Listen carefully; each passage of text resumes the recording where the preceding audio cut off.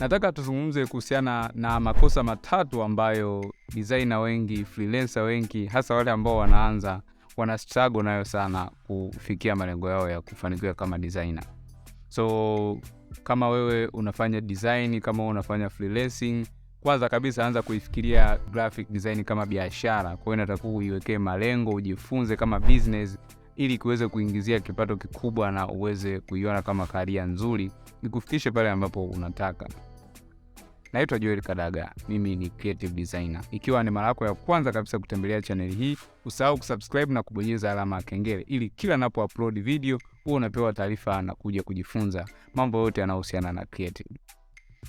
Nataka leo tuzungumze kuhusiana na makosa matatu ambayo freelancer wengi sana wana struggle nayo katika kipindi hasa cha kuanza career.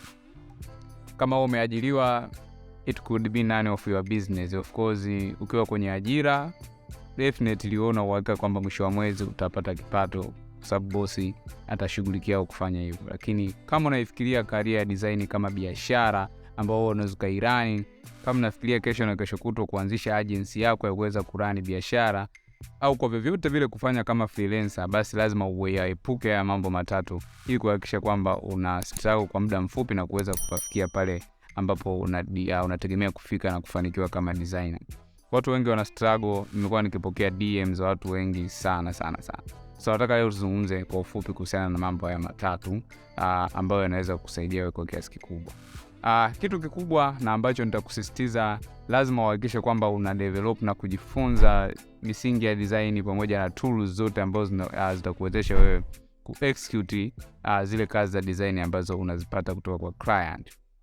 Kujifunza misingi ya design, kujifunza tools ambazo utazitumia ni kazi nzuri na unakuwa kama uko half ya safari, kwa sababu ukiangalia kwa ujumla ni kwamba pesa, income ambayo unategemea kuipata haitoki kwenye zile skills ambazo ulizo nazo, haitoki kwenye zile software. Pesa ziko kwa watu. Kwa hiyo kuna mambo ambayo nitakuwa uyafanye ili uweze kuziattract income au kuziattract pesa ziweze kuletwa na wale wateja.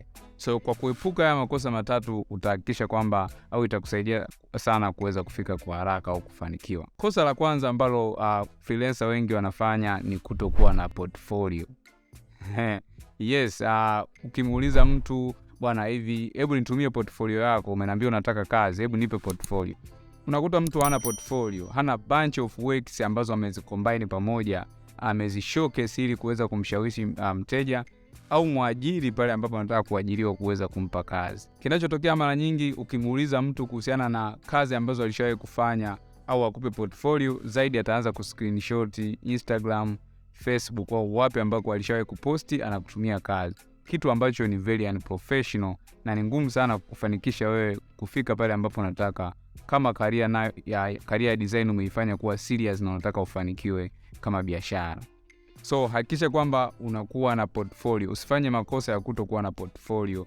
Katika kipindi tu ambacho unaanza kujifunza na kuanza kutengeneza kazi kadhaa, hakikisha kazi ambazo unazichagua, kazi baadhi ambazo ni nzuri, unaziweka kwenye portfolio yako ili ziweze kukusaidia wateja kukuamini zaidi na kuweza kukupa kazi. So utafanya kazi ambazo utahakikisha kazi nzuri zote unazicompile. Kama ni logo utaziweka, kama unafanya poster, unafanya flyers, unafanya shughuli za packaging na kazi zingine zote zinazohusiana na masuala ya graphic, au kama ni video, wewe ni video editor, unafanya shooting, basi unakuwa na bunch ya hizo kazi ambazo umezifanya na wazi showcase kwenye portfolio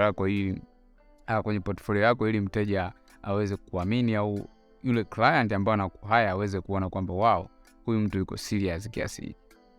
Kosa la pili ambalo watu wengi sana wanafanya ni swala la pricing. Yes, of course, watu hawajui value ya kile wanachokiofa kwa mteja, ndio maana unaweza kukuta mtu anafanya makosa ya kuchaji hela kubwa sana ambayo wakati mwingine ni realistic, au kuchaji hela ndogo sana ambayo wakati mwingine itakuumiza, au kwa mteja ambaye yuko serious atakukimbia na kuona kwamba wewe haufai kwa ajili ya project yake. Nimeshafanya video ya kueleza namna gani ambavyo unaweza kuprice kazi zako za design. Unaweza kutazama hapo mkono wako wa kulia, lakini pia nimekuwekea link katika description hapo baada ya video hii, unaweza kutazama na kujifunza zaidi. So kuprice ni jambo ambalo unatakiwa ulielewe kwa kiasi kikubwa kwamba katika career yako wewe unategemea kuchaji kiasi gani kulingana na value yako pamoja na experience ambayo unayo kwenye industry. Na swala la pricing huwa lina change over time. Huwezi kufanya kazi miaka 2 mfululizo kama value yako tu haijapanda na hujapata experience na ukawa bado unachaji vile vile.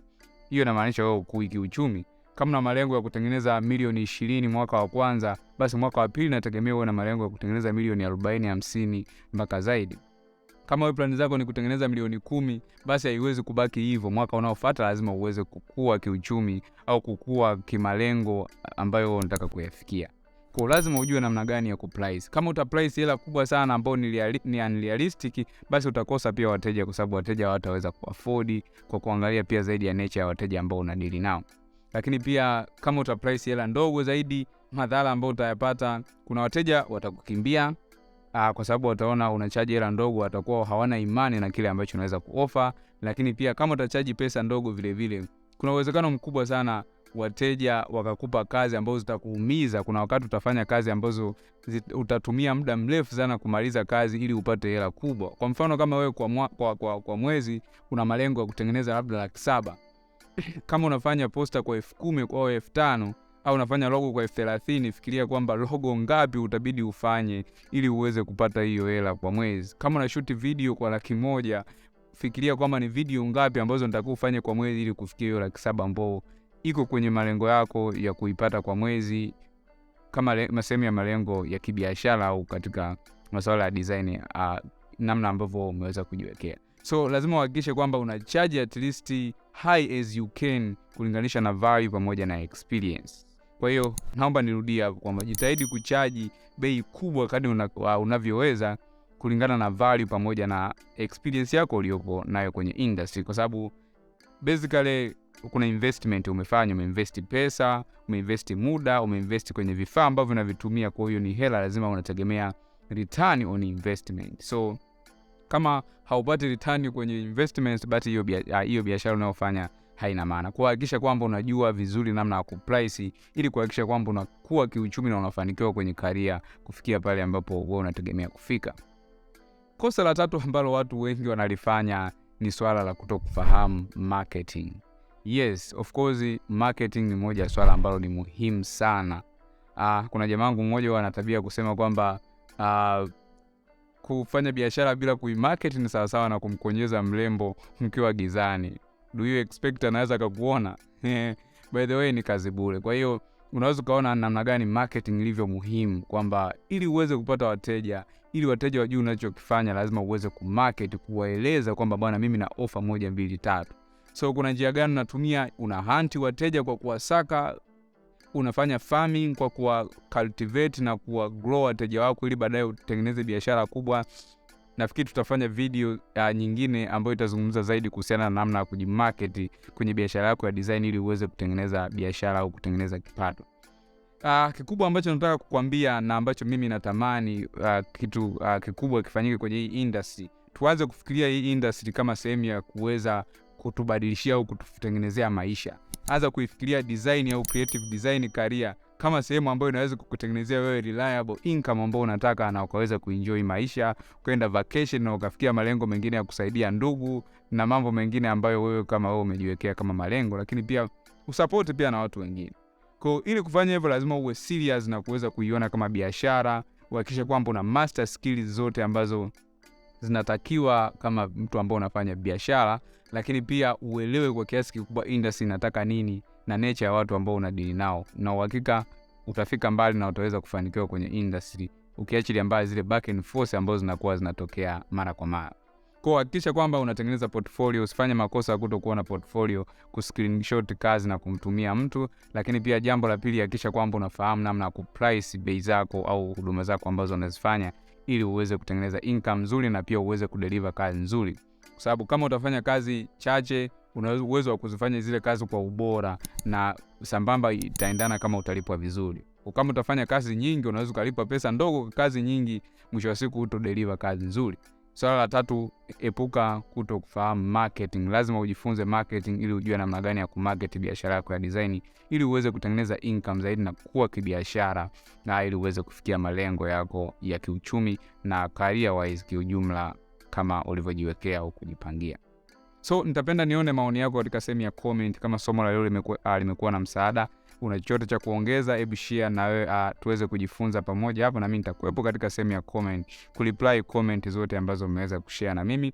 Lakini subscribe kama hujafanya hivyo, share na mtu yote ambaye unaamini kabisa anahitaji kujifunza haya mambo yote yanayohusiana na creative.